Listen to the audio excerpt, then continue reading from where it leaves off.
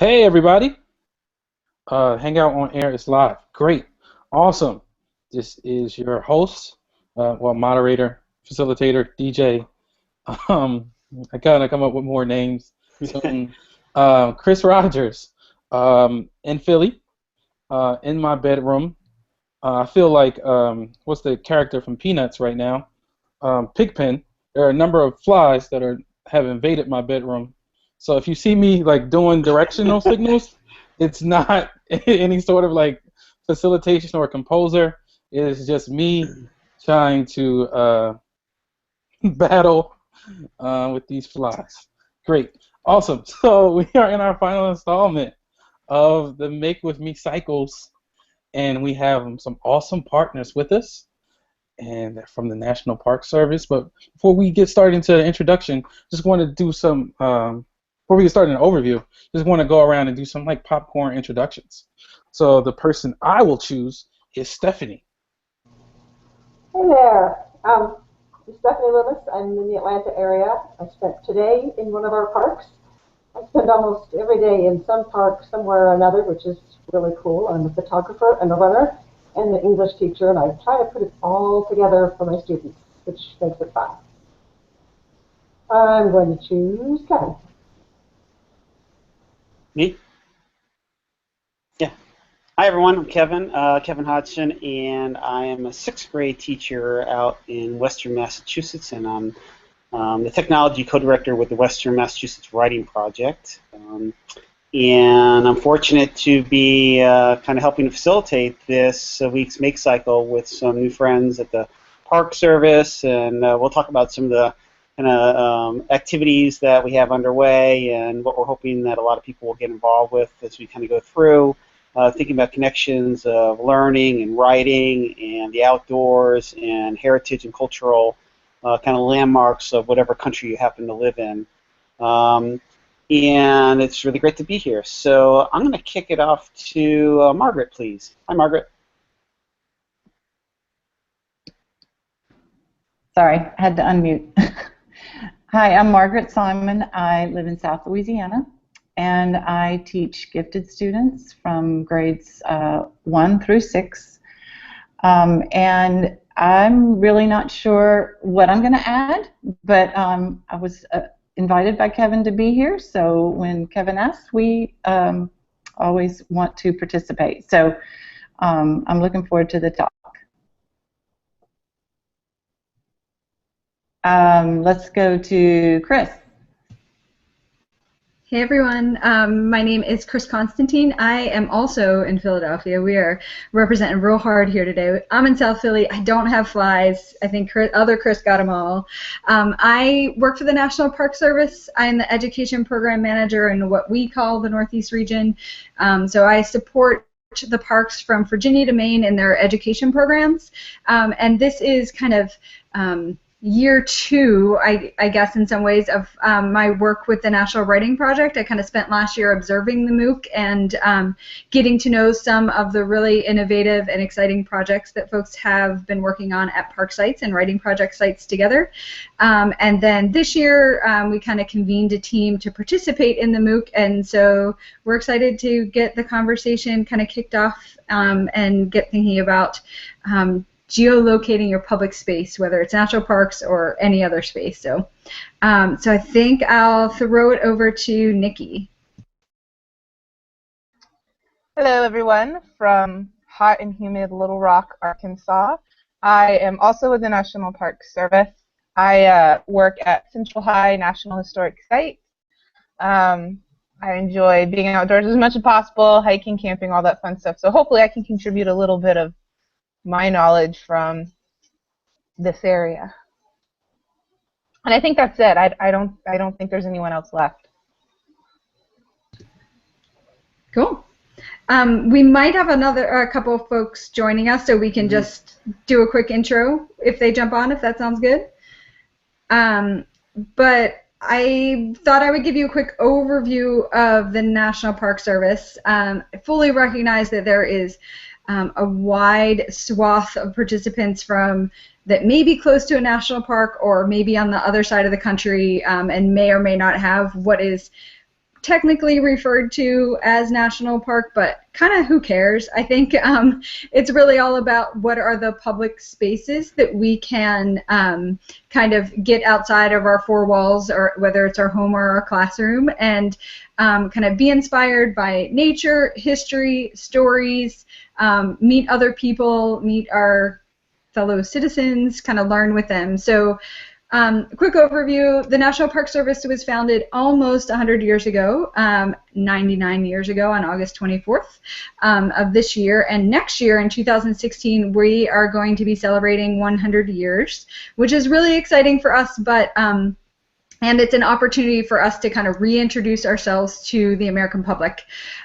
We are stewards of public land. We don't own the sites. We kind of care for them in perpetuity for the American public, which I think is a really great mission and a really important piece of our work.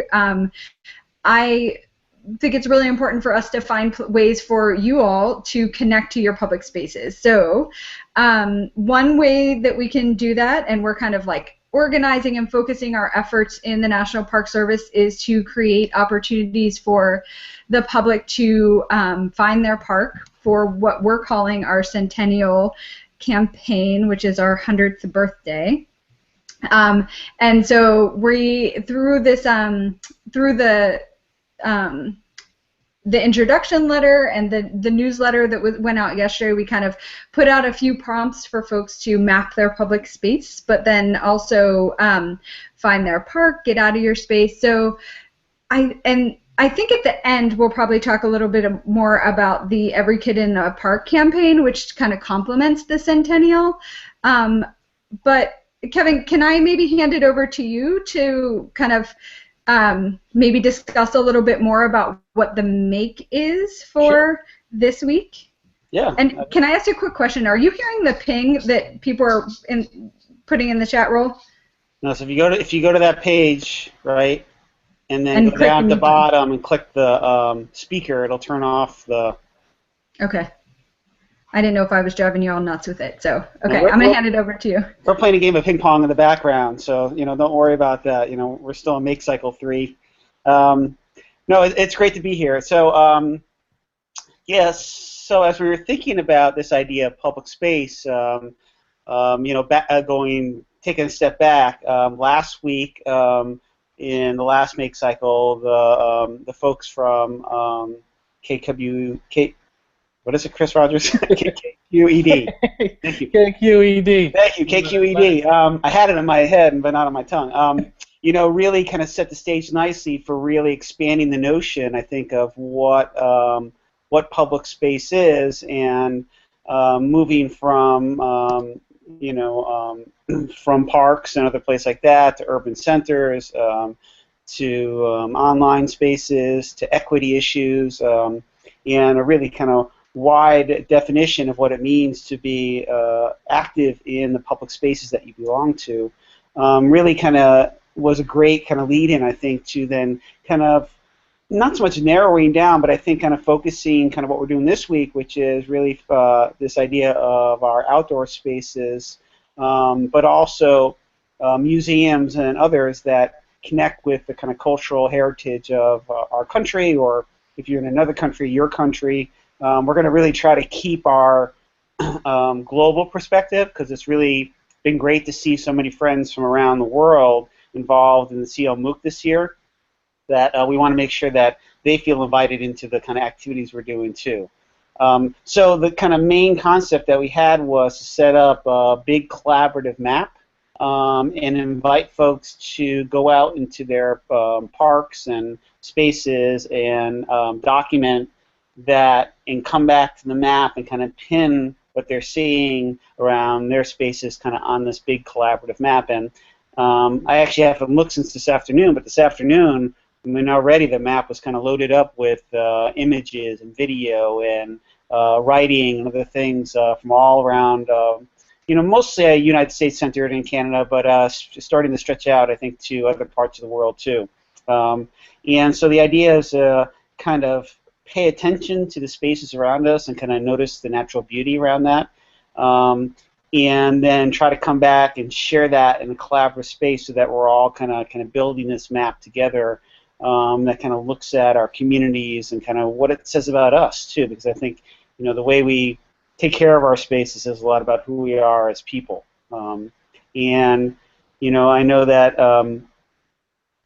some of the people on here. So Margaret was wondering why I invited her. Well, I think from she and I over the kind of years, hi guys, have kind of done a number of projects together, and I've always kind of amazed her writing, but also the way she notices the kind of outdoor spaces around there. So, so she might be willing to talk about that. I don't know, Margaret. But also, we want to make sure we have teachers in this conversation of connecting to public spaces too, as part of that conversation. So we have a couple of new people, Bonnie and Diane.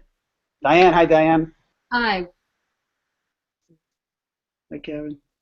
Do you guys want to introduce yourselves? We're just kind of getting started with some conversation into the Hangout, but we'd love to have you say hi and kind of where you're from and what's going on.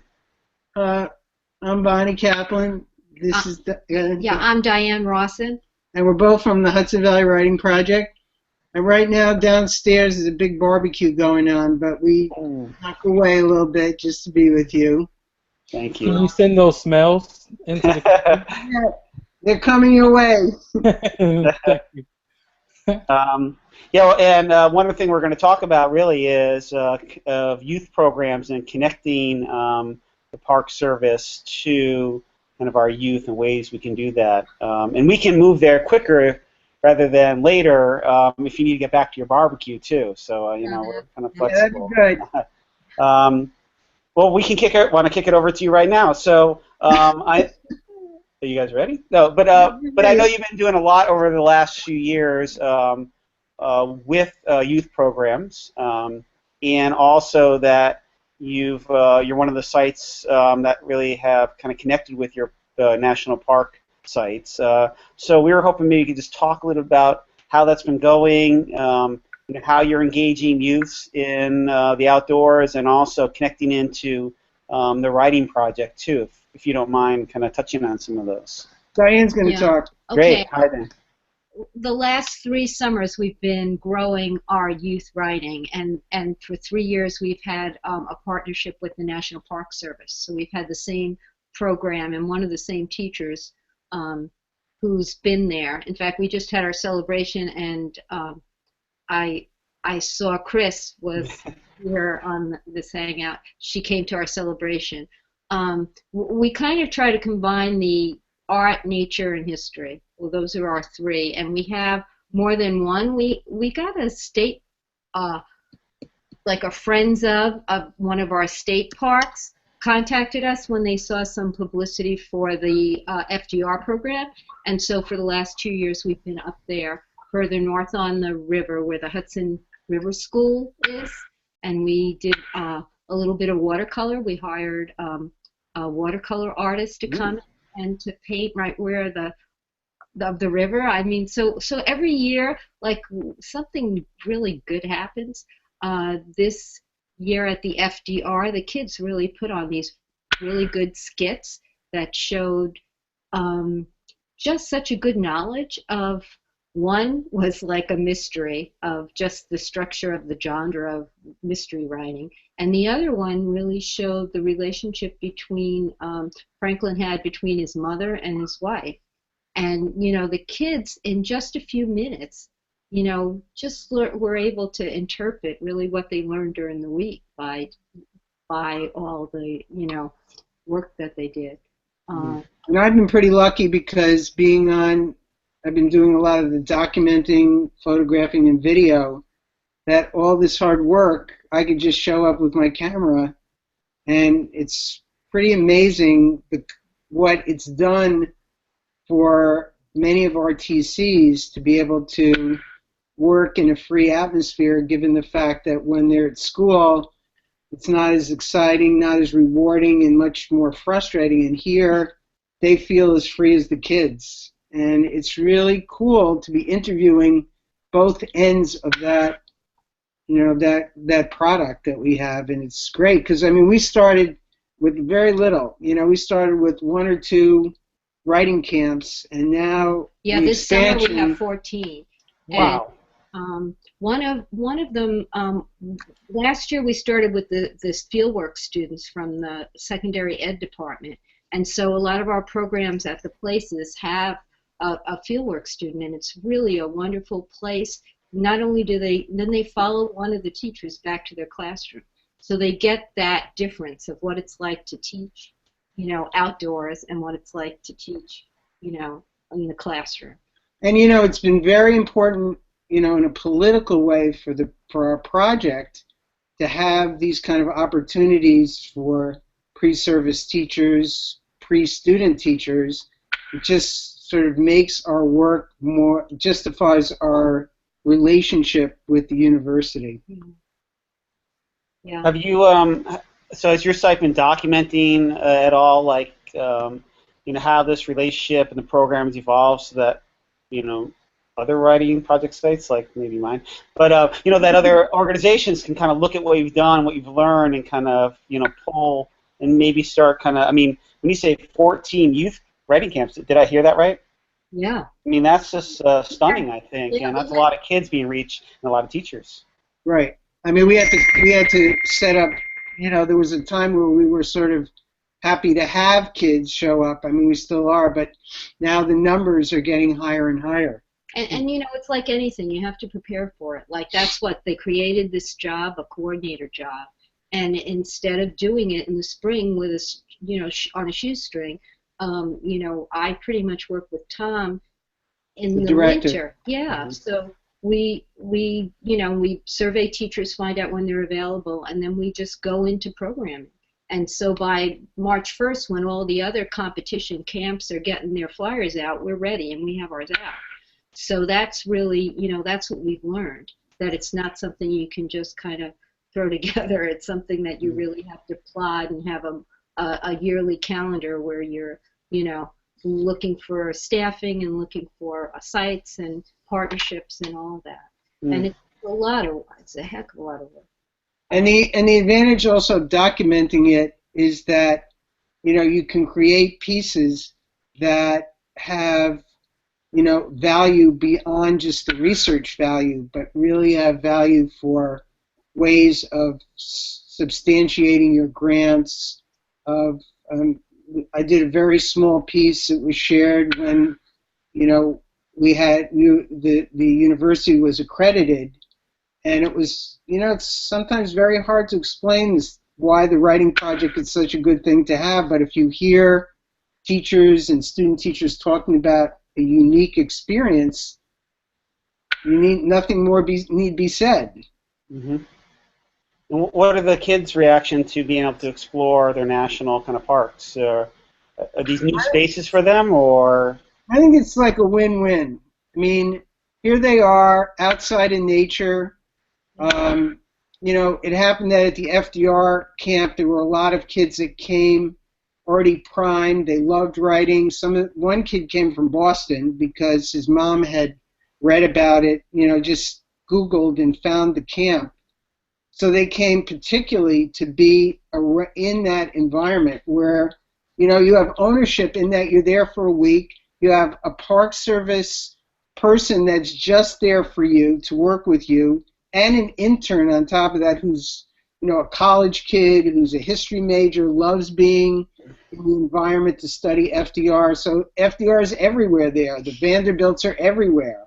It's amazing to hear their enthusiasm. And the play that, one of the skits that Diane was talking about, a kid went home one night and wrote it and came in and had it Xerox for everybody. It had parts all Xerox for them. So it was like a whodunit.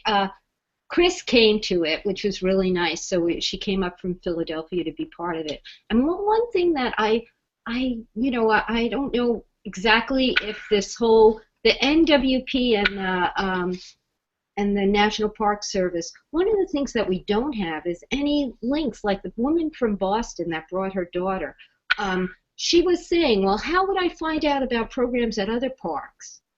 And so that kind of said to me is, I think that we need to create some kind of a link somewhere on our sites where that parents that have kids that are specifically interested in history and writing, can go on vacation. This mom vacationed in Hyde Park for a week. It's like putting on that Google map stuff, Kevin. Yeah. Yeah. Or even, I'm thinking of myself as a teacher and Margaret and others, right? That like how do we find those connections? I guess is the other kind of part of the question too, right? So something to think about, I guess.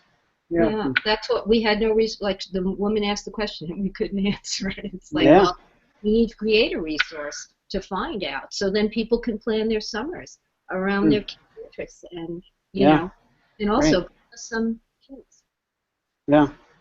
Great. Well, thanks for sharing the story. Well, I guess one last question is like, how has a relationship between the park rangers and the teachers kind of come together? Has that been rather seamless? I mean, has there been some kind of seamless? It's been great. Suzanne is our park ranger, and she's been good. One of the things that's happened at the FDR is that ever since these Ken Burns documentary, it's like off the hook with visitors.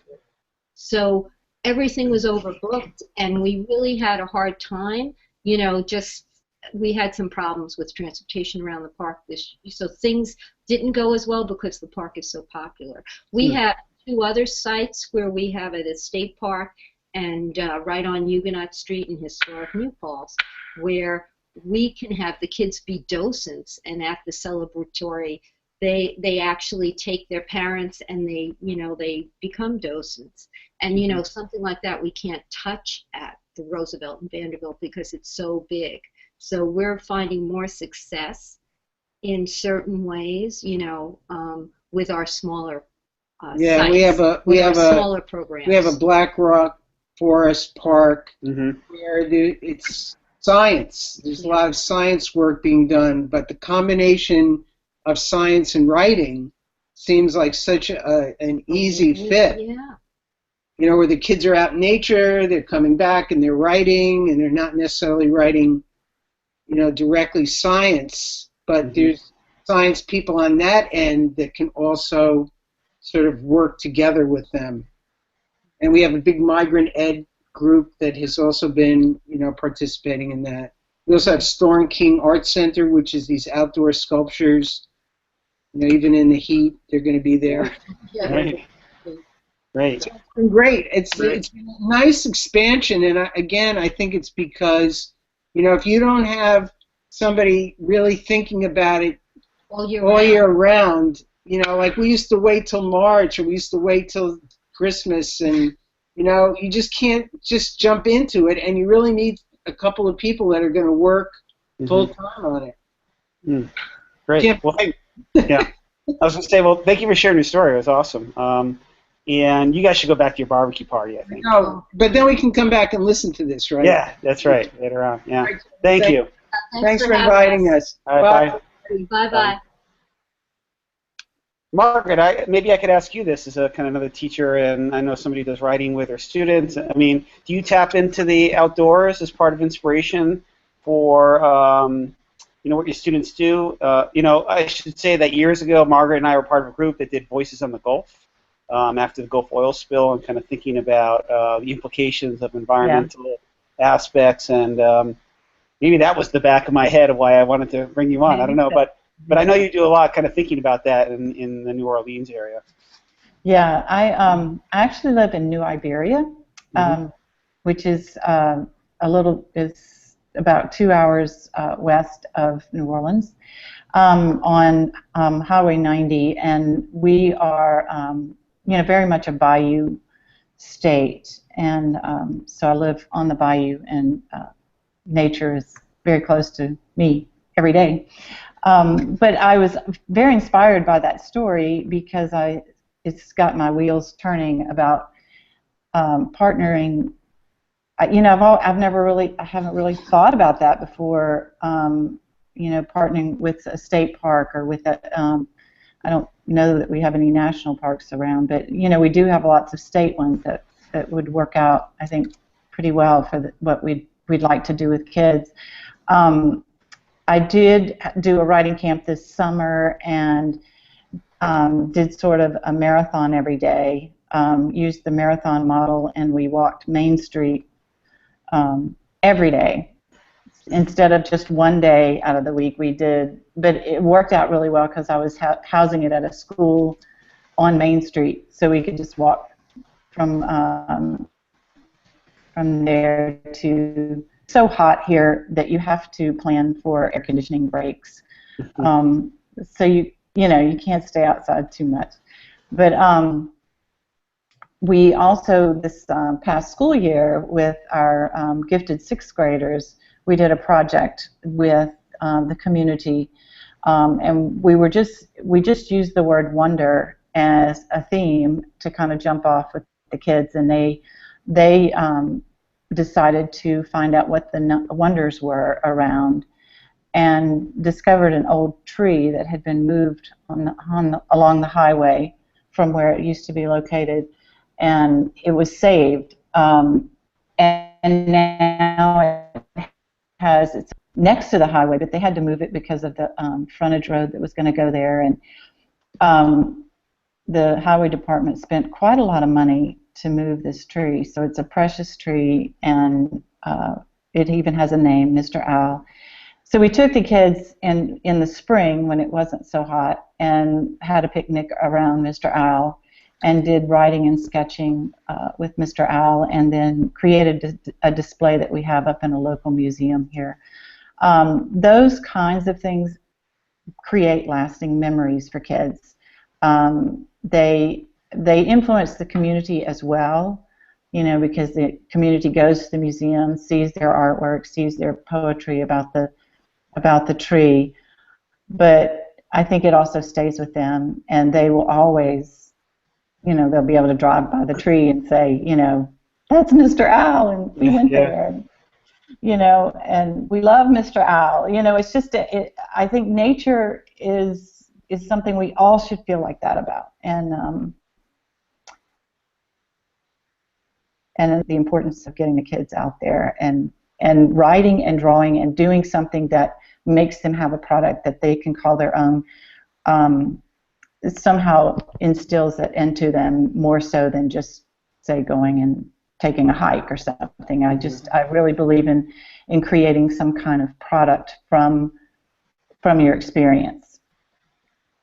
Yeah. So, does that answer your question, Kevin? Yeah, and it makes me think that I don't do enough of that. I mean, when I think of my school year as a writing teacher, my sixth graders, we don't get out of the building all that often, and one of the things in discussions with Chris and Nikki and the others is we're talking about national parks, and I get out with my own kids and my own family, but not enough with my students. So I need to really think that through, and so this kind of this exploration in the CLMOOC for us as teachers is a nice way to think about that for the classroom too, and so it's helpful to hear your story.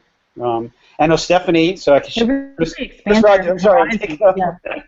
But I know Stephanie was talking about kind of going out even this week, right, to the national park near her. So I don't know if she wants to talk about that at all, Steph. Sure.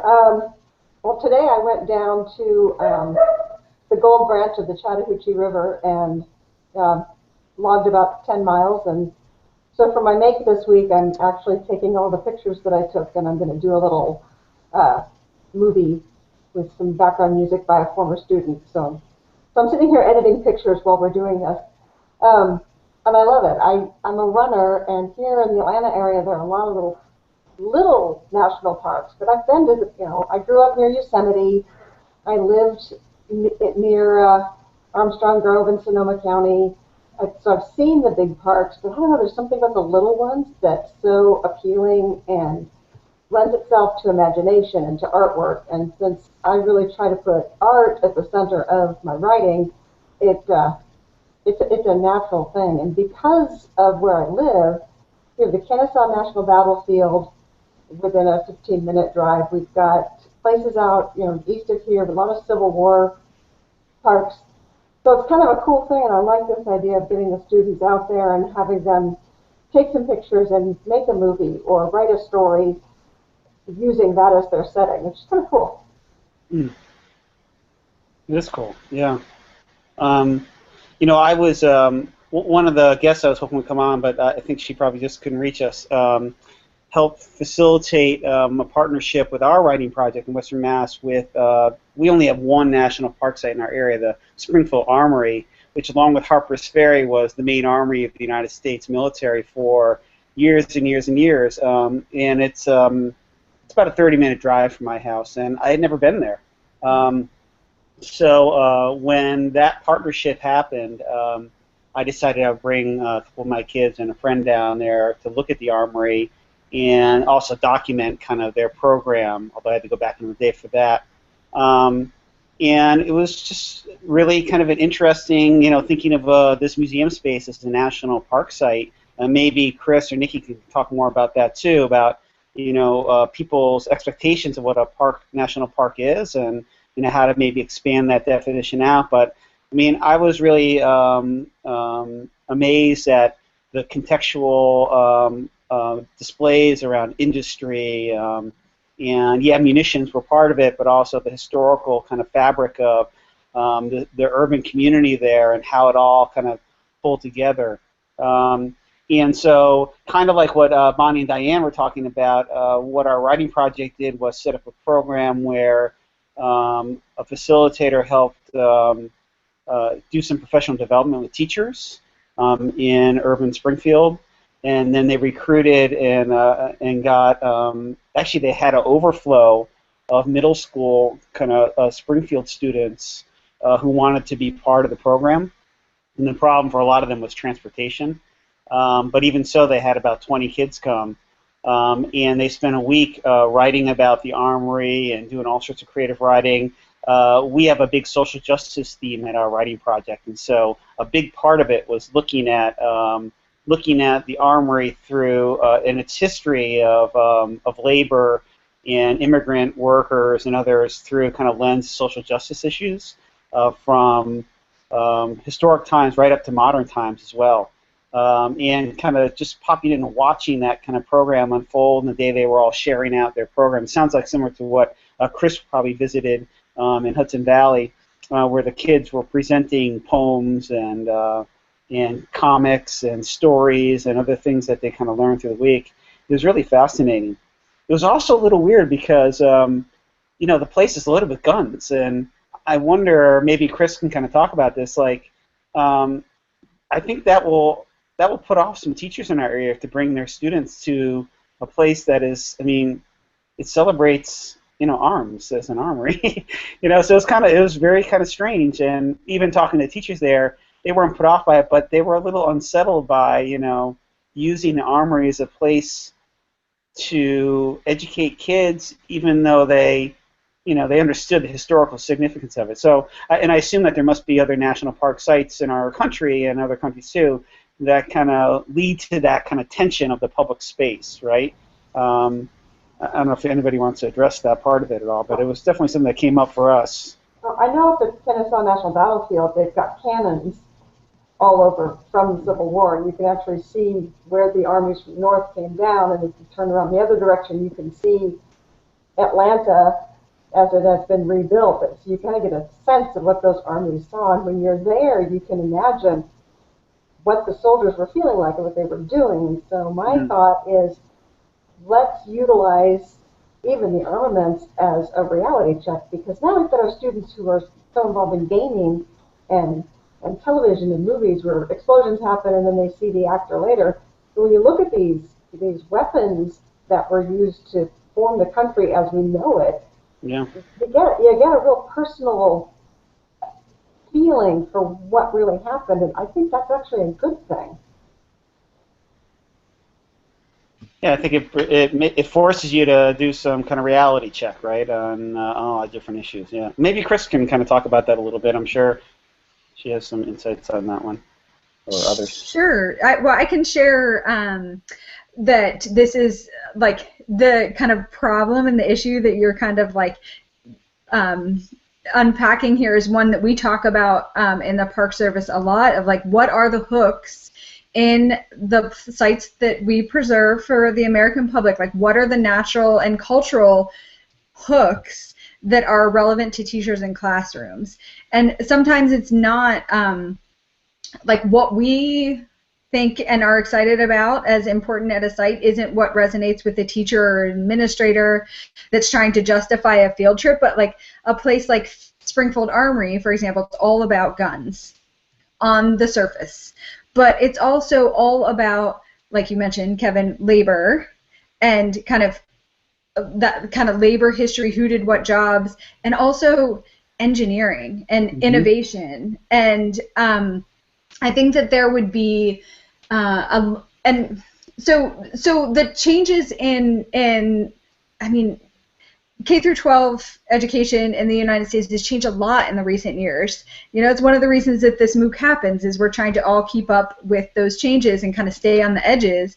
And so that's one of the reasons that the National Park Service is so excited about this partnership, because we need you all and your expertise and what resonates in the classroom with your students and administrators of how we can kind of reapply the history and the significance of a site, but make it relevant to the education needs now. So what if Springfield Armory was still a site about the national significance of armories in our country defending itself, and also engineering and technology and STEM and STEAM principles that you could come and learn there, learn the history of how engineers kind of figured out and solved those problems, and then maybe have project learning or writing reflection that kind of gets back to that idea of engineering and innovation. I think that would be so, so cool, but it's not necessarily where our organization has been in the past. And that's why working with teachers to help kind of solve these new problems of how we connect to education communities is so, so important, and is the only way that we will be seen as an asset to you all as you're kind of building up and teaching that next generation. So I wanted to throw out another example real quickly of ways that folks might use a National Park Service to kind of inspire their students to write or kind of participate, right? Like we as adults that are kind of like fostering the learning of the younger generations, I would be surprised if we didn't all say that one of the things we wanted to do was kind of create a civically engaged student body and kind of get them ready to be civically engaged, participatory adults, right? And so one example at the Maggie L. Walker National Historic Site, which is in Richmond, Virginia, there were students that were part of a civics class. They needed a project. They didn't know what they wanted to do, but there happened to be a connection with the historic site, and they went and learned a little bit about Maggie Walker's history. And how she was the first woman banker. She was an advocate for civil rights in Jim Crow era, and she was really an entrepreneur and revolutionary. She's an African American woman, really significant. She has a national park. She has to be nationally significant. But the park wasn't really, so the park preserves her house, right? But there's also a place where she was buried, and that her grave site was part of a city cemetery, or county cemetery, maybe it was. And so the students went to the National Historic Site and learned about Maggie Walker and were so moved by her story, wanted to preserve her history, that they then went through the kind of bureaucratic process of writing applications and kind of, well, reflecting on why Maggie Walker is important, but then also going through the like not as excited creative writing process, but also the really important kind of bureaucratic and getting business done writing process. And they were able, as a student body, to preserve her grave as part of the Virginia State National Landmark program. And that was the students' idea. It wasn't the national park that was like, we have to preserve her grave, that we don't protect is not government property, it's city property. But the students are so moved by her story that they wanted to kind of participate in their local community and the history that wasn't being preserved, and they kind of move through the process to make that happen. And every time I hear stories like that and like students being engaged in kind of service learning, whether it's writing as a reflection or other writing projects that kind of preserve the stories that are important to them, and they tell us adults what's important, that's so cool. And I could give some other examples too. And I actually, in the chat row, I threw out a link earlier that was a radio show that you can go back and National Writing Project radio show that kind of documents some of the other work that writing projects have been doing with national park sites. And I think one of the other stellar examples, there's all really good examples, but I'm particularly close to the Philadelphia Writing Project, and they have been using Independence National Historical Park, the place where our founding fathers wrote the Declaration of Independence, and they're learning about argument and the craft of writing an argument and thinking about it in the context of who has freedom, how do you preserve freedom, who has access to freedom, and what are those rights. Mm-hmm. Also really cool examples. I know that the radio show that I threw a link in earlier kind of reflects on that, and they're building on that partnership again this year. Great. But then kind of, I guess,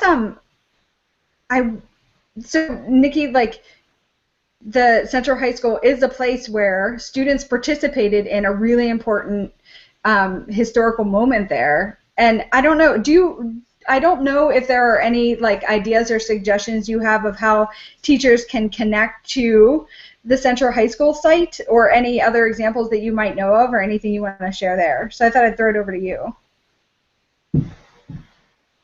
Sure. So, Central High, we're the historic site, and we talk about the desegregation crisis of 1957 and the Little Rock Nine. So we deal a lot with education, especially for high schools, because that's the ages of the young students who attempted to enter the school and then did successfully enter the school.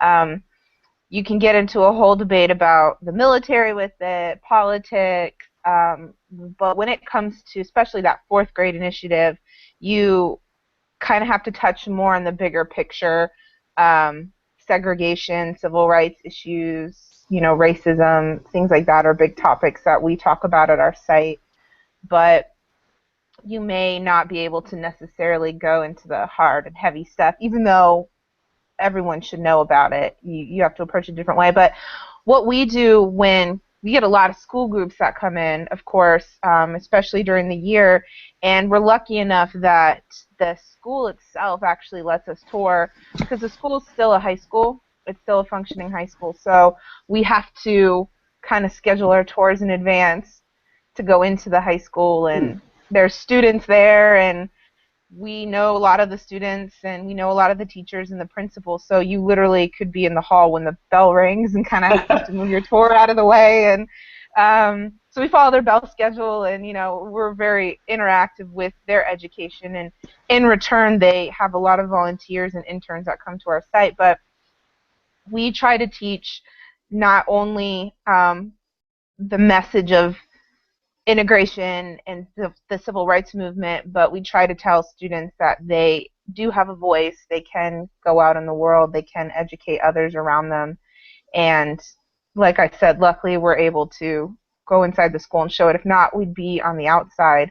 So we get a lot of teachers that come in and want to hear that bigger message. But I would say Central's pretty unique. It's right in the middle of the urban area of Little Rock, and you could literally drive right by it. It's not in the downtown district. It's not, like I said, it's right in the middle of a neighborhood. We get kids that walk right by us to go to the school. It's across the street from us, and that gas station that you see is right across the street as well.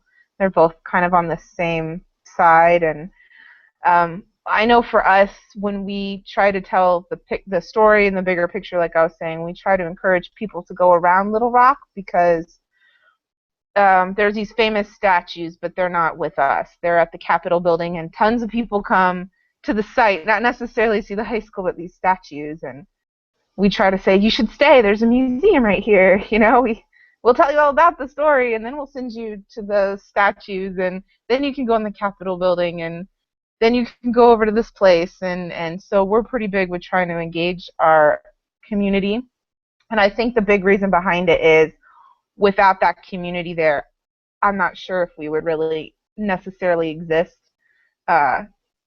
We're right, like I said, right across from the high school. We literally could have a museum that's downtown, but we're able to actually facilitate that area there. So it's interesting. It's an interesting way of getting teachers involved in it. We have lesson plans that we do.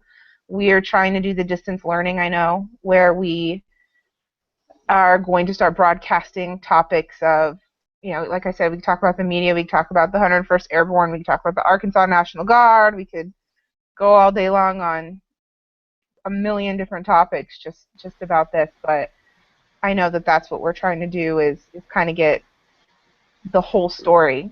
Because at the end of it, it's not necessarily those 9 students didn't enter the school because of the civil rights movement. They entered it to get an education, and so that's the important thing. That's the important message we try to tell people. Do you think? Do you think urban parks get less? I don't know. What word am I trying to say? I mean, they're not as newsworthy in some ways when you think of like media, right, as the big open spaces of the West. I'm just thinking even like when I talk about the Armory, like I bet you I could go around my neighborhood and nobody's been there, right?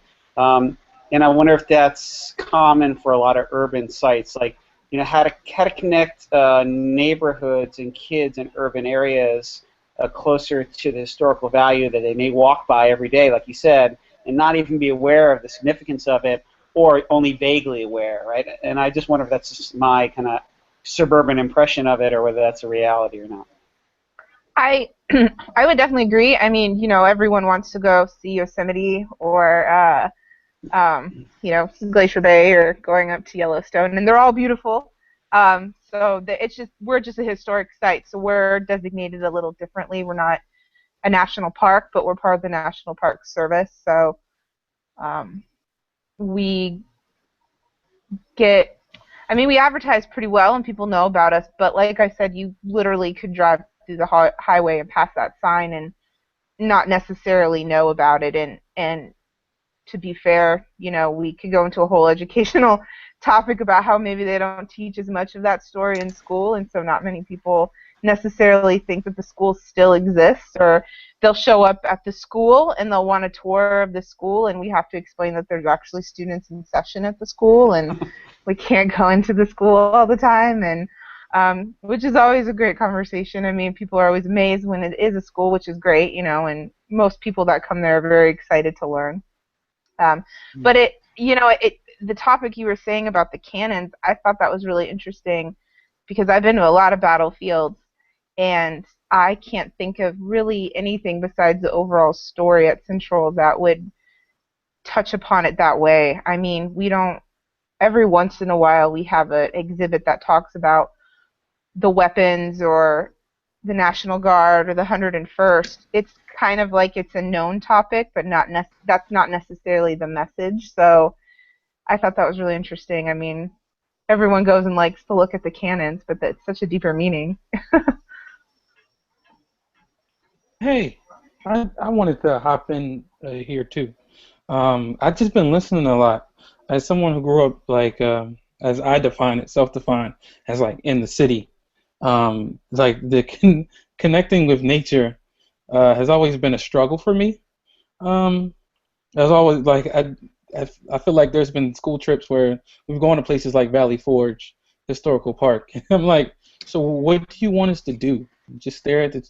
I don't get it, and so that's one part about like for people who for kids or because we do have such a focus. I feel like not on, as in Kevin sort of talked about how the urban spaces even become sort of like this big difference. Like it's a huge difference between the natural spaces in urban versus the more sort of like expansive natural sites. So like one question is just about like for the struggling nature person, what are some sort of like quick and easy ways to like be able to like rebuild and restore that connection? And then a second part, man, I forgot it because I was thinking about the first one. So I'll just throw that one. I'll just leave that one there.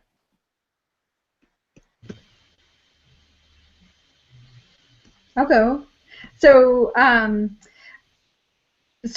right, like unless you were brought up to value being in nature and recreating in nature, unless somebody that was, kind of raising you introduce you to that, or if you just happen to find that on your own, you're probably not going to care too much and not seek out nature as a way to spend your leisure time, or seek out nature as a way to introduce your children and your students to why nature is important, right?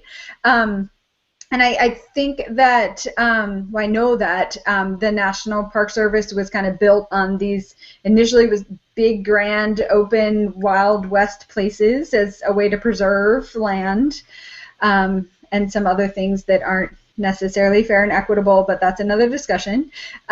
We weren't the first ones there, the National Park Service, but still.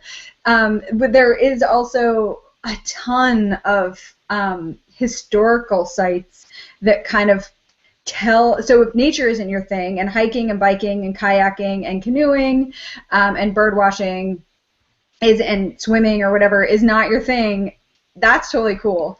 And in every nature park there is a people story, and in every place that isn't a big wide open nature park, it's usually our nation's collective history. And so in order to be a national park, there is in order to be designated a national park, it has to be nationally significant.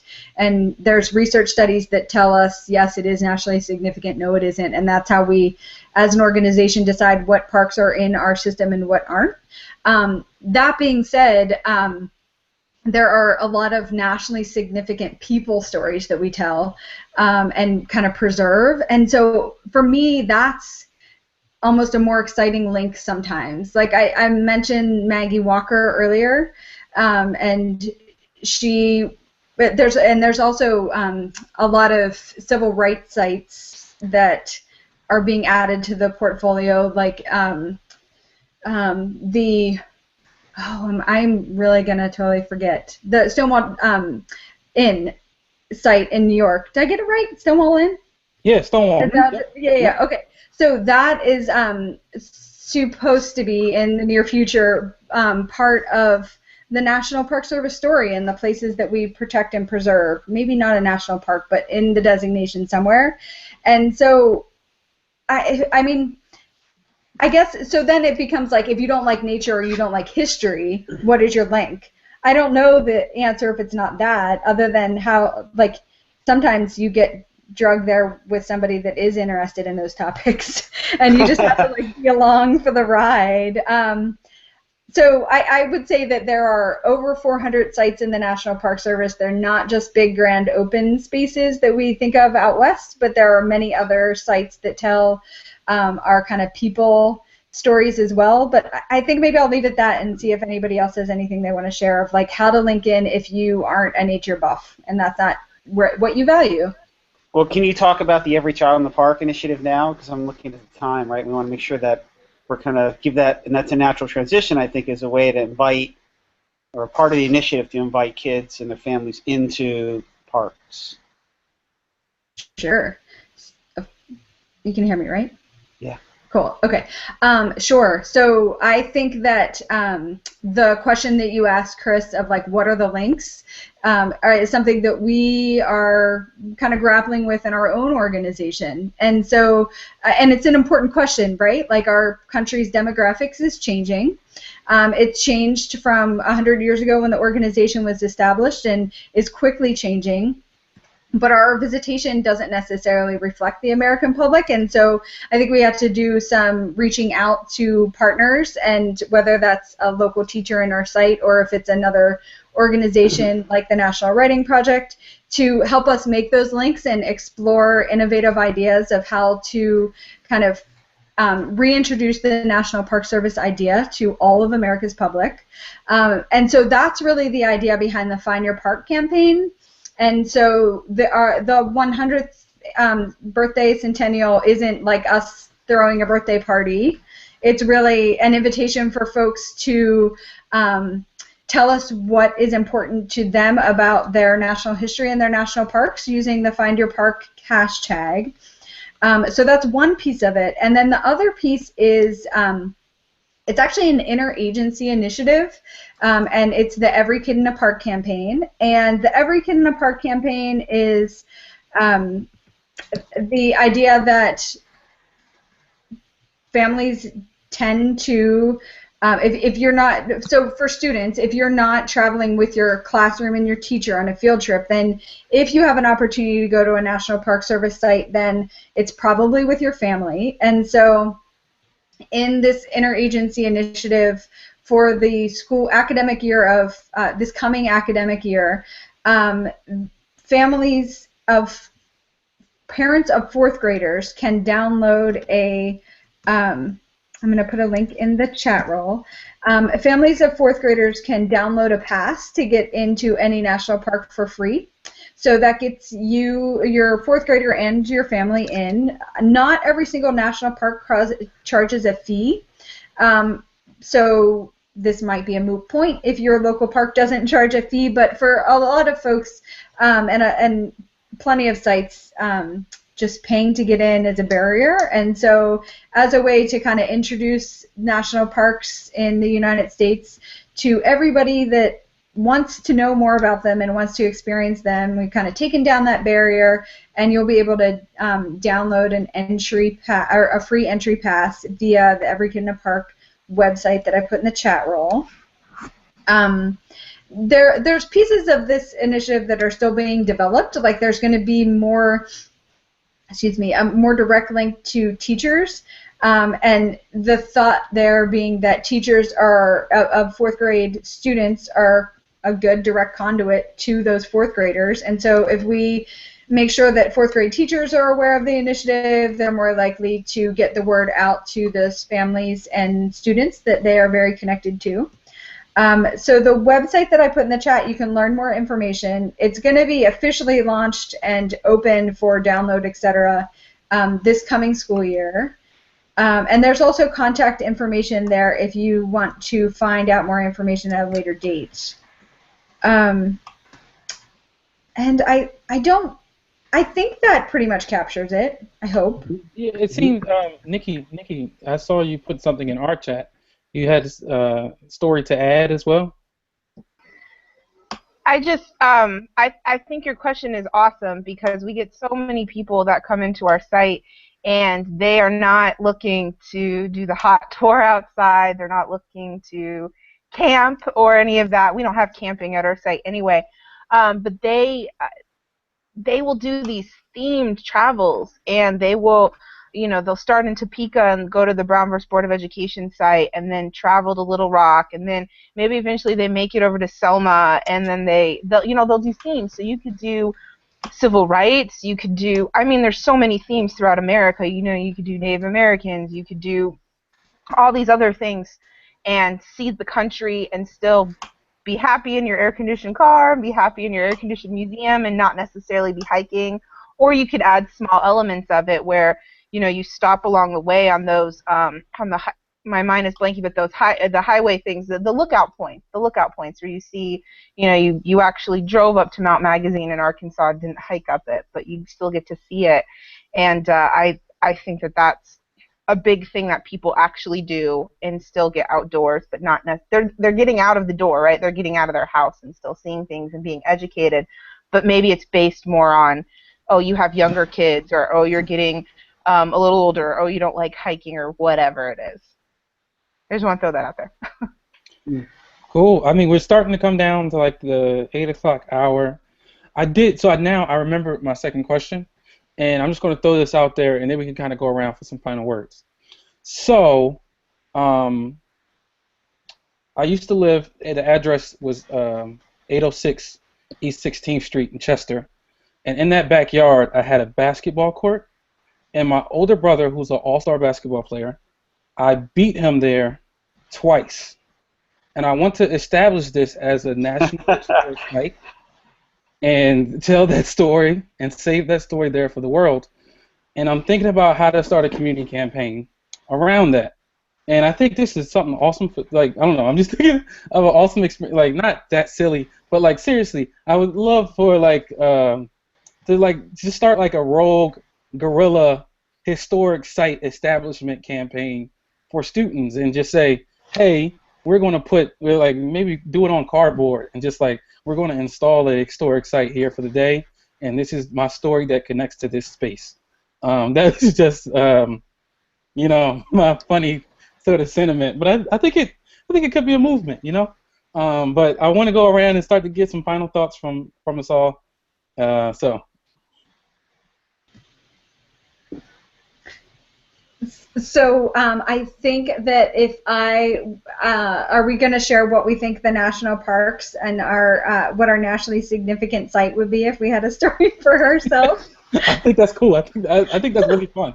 I think it's a great way to go out. A great way to go out in the chat roll too. So chat roll, please play along. Right? Okay, so I think just quickly going with my first house in Philadelphia, I feel like Philadelphia is a place where I became my own person. So I'm going with 4907 Hazel Street would be nationally significant. I'll go next. I would say there is a tree fort that we built in the woods near the apartment complex I grew up with that's, really significant to me. So I think it needs a plaque. So that would be mine. And one final thought, I guess, before we pass it on, too, is that, the main kind of make this weekend for the CLMOOC is the big collaborative map. We're hoping people will kind of put things on there. We're going to release some other kind of smaller projects, too, through the course of the week. That we hope people will get engaged in and connect with each other as we start kind of moving towards the end of the CLMOOC and kind of moving into reflections. We talked a lot about connecting with students, and we hope that all of our CLMOOC friends start now making a shift in their thinking of how can they bring the things they've learned over the summer kind of back to their classroom with connected learning principles and projects and things that kind of make sense that they were engaged with over the summer, but how can we use those to engage our students in learning and connecting with the world too? So keep that as part of your focus as well. I'll bounce off of that because one of the things that we engaged with our students was an expert, and the students wanted to make a plaque for Mr. Owl. They wanted to do a huge fundraiser. They had this grand plan, and we had an expert who said that's not what Mr. Owl needs. Mr. Owl needs people to go sit around him, sit under his shade, and appreciate him. So we completely changed, and we didn't have to raise 1 cent to do it. So I think that's an important thing for us to also bring into these national park and connections with our students is don't forget the experts. They're there for you to tap into, and I think they would enjoy sharing their love with the students. That's my last word. Thanks.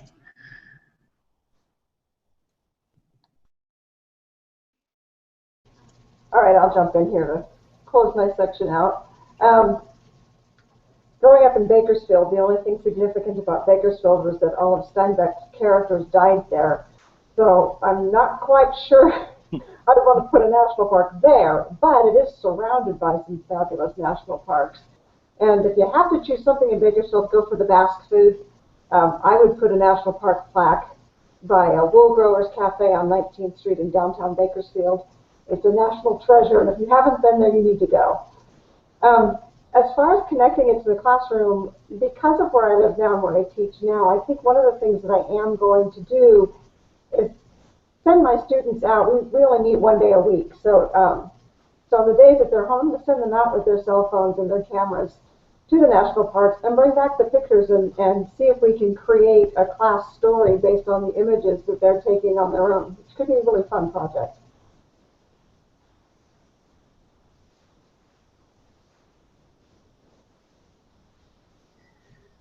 All right.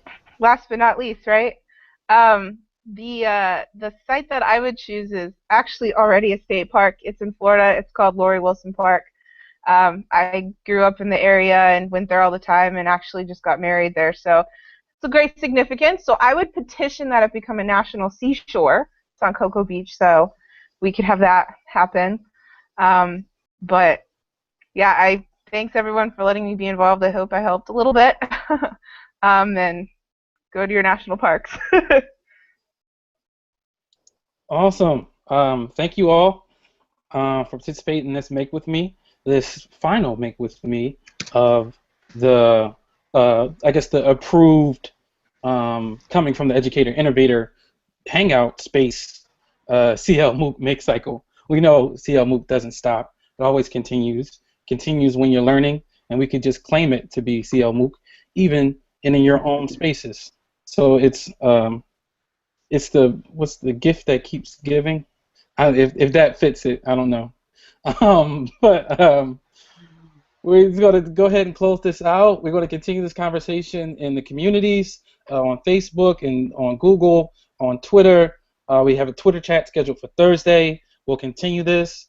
I'm going to get started on my campaign soon, and probably invade somebody's property to take this picture of what the backyard looks like now. And want to wish you all a good evening, a good day, and have fun. Thanks. Thanks, everyone, for coming on. It's great spending time with everyone. Thanks, bye. All right. Good night, everybody. Talk to you later this week. Okay. Bye. Bye.